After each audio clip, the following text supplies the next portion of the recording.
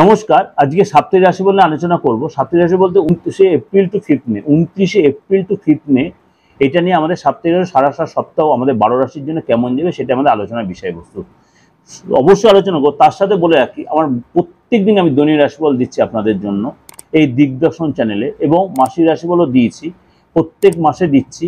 আর আমার যে নতুন চ্যানেল দিগদর্শন মন্ত্র, নতুন যে ভেরি রিসেন্ট আমি এটা ওপেন করেছি, সেখানে আপনি অনেক আলোচনা শুনতে পাবেন। সেখানে মানে হাত নিয়ে আলোচনা করেছি, ট্রানজিট নিয়ে আলোচনা করব, এবং ভেরি রিসেন্ট আমি বৃহস্পতি ট্রানজিটটাও আপনাদের কাছে প্রেজেন্ট করবো। সেগুলো দুটো চ্যানেলে আপনারা কম বেশি জানতে পারবেন। আর একটাই কথা আপনাদের বলি, ট্রানজিটের বলে নিতে বলছি, এই সিচুয়েশনে এই যে বৃহস্পতি মেজর গ্রহ, বৃহস্পতি হতে 1 তারিখে ট্রানজিট করবে মেষ রাশি যে বৃষ রাশিতে। আমাদের 29 তারিখে আমি যে সপ্তাহ শুরু হচ্ছে, কিন্তু 1 তারিখে মেষ রাশি যে বৃষ রাশিতে ট্রানজিট করবে, এবং সেখানে গিয়ে বৃহস্পতি আবার অস্ত যাবে, সেটা আমি পরের সপ্তাহে বলে দেবো। কিন্তু এইখানে যখন বৃহস্পতি ট্রানজিট, তখন সূর্য আর শুক্রের জুতি তৈরি থাকবে। আর মীন রাশিতে থাকবে হচ্ছে আপনার বুধ মঙ্গল রাহুর জুতি তৈরি হবে। আর শনি থাকবে আপনার যথারীতি কুম্ভ রাশিতে, চন্দ্র থাকবে ধনু রাশিতে, আর কেতু থাকবে আপনার সেই যথারীতি কন্যা রাশিতে। এবং এই যে গৌর রাশির সিচুয়েশন, এই বেস করে 12 রাশি কেমন যায় সেটা আলোচনার বিষয়বস্তু। এবং তার সাথে বলে রাখি, আপনাদের প্রত্যেকের উদ্দেশ্যে বলছি, যারা অনেকে এখন হয়তো বুঝতে পারছেন না অনলাইনে প্রেডিকশনটা কী হয় না, যদি আপনাদের বুঝতে অসুবিধা হয় অবশ্যই আমার বুকিংয়ে ফোন করে ইন ডিটেল জেনে নিতে পারবেন। আর কেউ যে আমার চেম্বার আছে তার কমেন্টস ওটা না করে আপনি ডাইরেক্ট ফোন নাম্বারে ফোন করে, বুকিংয়ে ফোন করে জেনে নেবেন যে কবে কোন চেম্বারে কখন আমি যাচ্ছি।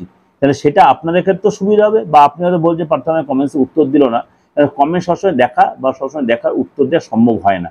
আপনার যে একান্তই আসার ইচ্ছা থাকে, আগ্রহ থাকে, অবশ্যই এটা বুকিং ফোন করে জেনে নিতে পারবেন। এবার বলি, যাদের ডেট অফ বার্থ নেই তারা কি করবেন, তারাও অবশ্যই আসবেন। তারা অবশ্যই হাতটা এবং মুখটা দেখে আপনার প্রমিনেন্ট প্রেডিকশনটা পাবেন। ডেট অফ বার্থের চেয়ে অনেক বেশি ক্লিয়ার প্রেডিকশন কিন্তু হাত আর মুখ দেখে হয়, কেন আমরা সবসময় হাত আর মুখ হচ্ছে আমাদের মনে রায় না। যাই হোক, এই হলো ওভারঅল আলোচনা। সারাটা সপ্তাহ কেমন যায় সেটা আমি আলোচনা করব।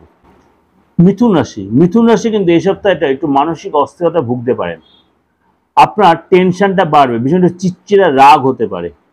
মানে আপনি হয়তো কোনো প্ল্যান করছেন, কোথাও যাবেন, সেই জায়গাটা আপনার ভেস্তে যেতে পারে। আপনার ফ্যামিলির লোকেরাকেও আপনার এগেনস্টে কনস্পিরেসি করতে পারে। বি কেয়ারফুল এই জায়গাটা। কোনো কারণে একটু হয়তো আপনার স্বামী স্ত্রীর মধ্যে, আপনি বিবাহিত হন যদি, কোনো মিসআন্ডারস্ট্যান্ডিং হতে পারে, বা সন্তানকে নিয়ে একটু টেনশন থাকতে পারে। এই সপ্তাহে আপনি কোনো সামাজিক অনুষ্ঠানে বা কোনো পার্টি প্রোগ্রামে আপনি যেতে পারেন। শরীরটা ঠিক থাকবে, কিন্তু মাঝে মাঝে মাথাটা খুব যন্ত্রণা হতে পারে। কাজের জন্য ভীষণ দৌড়ঝাঁপ করতে হবে। অবশ্যই বলো আপনি জলটা বেশি করে খাবেন, নাহলে কিন্তু শরীরে কিন্তু ডিহাইড্রেশন হতে পারে। এই সপ্তাহে কোনো ব্যবসায় ইনভেস্ট করবেন না, বা শেয়ার লটারি মিউচুয়াল বা কারোর কথায় প্রভাবিত হয়ে কোনো ইনভেস্ট করে তাহলে কিন্তু লস হবে। কাউকে ধার দেবেন না, কারোর সাথে বাদ বিবাদে জড়িয়ে পড়তে পারেন। ব্যবসার জায়গাটায় মাল রিটার্ন হতে পারে, ব্যবসা জায়গায় একটু ডিস্টার্ব হতে পারে। কোনো জায়গাটায় আপনার যে অর্ডার রিলেটেড কোনো ব্যবসা বা প্রোডাকশনের ব্যবসা, বা কোনো আপনার পারচেস সেলিংয়ের ব্যবসা, তাহলে অর্ডার ক্যান্সেল হতে পারে, মাল রিটার্ন হতে পারে। ব্যবসায়ীদের কোনো ব্যাড নিউজ পেতে পারেন। সুতরাং আপনাকে অনেক ধৈর্য ধরতে, এই সাথে কিন্তু লস হওয়ার সম্ভাবনা প্রবল। আপনার পার্টনার, আপনার যদি আপনি বিবাহিত হন, আপনার পার্টনার শ্বশুরবাড়ি যেতে পারে, বা আপনি শ্বশুরবাড়ি আসতে পারেন। কথাটা ভালো করে বুঝে, আপনি যদি বিবাহিত, আপনার পার্টনার শ্বশুরবাড়ি যেতে পারে, বা আপনি শ্বশুরবাড়ি আসতে পারেন, এই কথা এটা হতে পারে। এবং এই সপ্তাহে কিন্তু আপনাকে কোনো লাস্টের দিকে হয়তো সম্পর্ক সব দিক দিয়ে ঠিক হয়ে হয়তো কোনো উইকেন্ডে হয়তো কিছু কেনাকাটি করতে হয়। আপনাকে বলবো একটাই রিকোয়েস্ট, আপনি এই সপ্তাহে যত পারবেন মুখটা বন্ধ রাখবেন, মেডিটেশন করুন, যোগা করুন, নিজেকে নিয়ে ব্যস্ত থাকুন। আর চোখটা বন্ধ রেখে কানটা তুলো দিয়ে চলবেন। এই কথাটা বলার মানে হচ্ছে, আপনার কানে হয়তো অনেক রকম কথা আসবে যে আপনার এগেনস্টে কেউ করছে, সেগুলো উত্তর দিলে কিন্তু সংসারে বা অন্য কোনো জায়গায় একদম আগুন লাগার মতো পরিস্থিতি। এইগুলো কিন্তু সাবধানে একটু আপনাদের মানে অবহিত করলাম। অবশ্যই এই সপ্তাহে গণেশজির পুজো করুন। মিথুন রাশির লোকেরা যত পারবেন গণেশজির পুজো করুন। আর ওম বা নম বলে বক্রতুণ্ডায় হুম এই মন্ত্র যত পারবেন করবেন, দেখবেন ব্যবসা দিকটাও ভালো হবে, আপনার মানসিক অস্থিরতাও কমবে, এবং যারা কনস্পিরেসি তারা অনেকটাই দমিত হবে। যাই হোক, এটা কিন্তু ওভারঅল আপনাকে ডিসকাশন করে, কোনো ব্যক্তিগত নয় যে সবার ক্ষেত্রে যে ঘটনাটা ঘটবে তাও নয়। আর ভালো লাগলে অবশ্যই লাইক করবেন, সাবস্ক্রাইব করুন, নোটিফিকেশনটা অন করবেন। এর সাথে সাথে আরেকটা কথা বলে রাখি, আমার আরেকটা চ্যানেল আছে দিগদর্শন মন্ত্র। এটা দিগদর্শন চ্যানেলটার নাম, আপনারা সাবস্ক্রাইব করে রেখেছেন, যারা করেন তারা করে রাখবেন।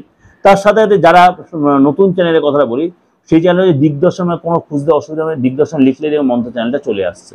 সেটাকেও সাবস্ক্রাইব করে রাখবেন, নোটিফিকেশন বেলটা অন করে রাখবেন, দেখবেন ওখানে নতুনত্ব অনেক কিছু প্রোগ্রাম দিয়ে আপনি অনেক কিছু জানতে পারবেন, শিখতে পারবেন। আর যদি আমার সাথে যোগাযোগ করে অবশ্যই বুকিং নেয় ফোন করে নেবেন।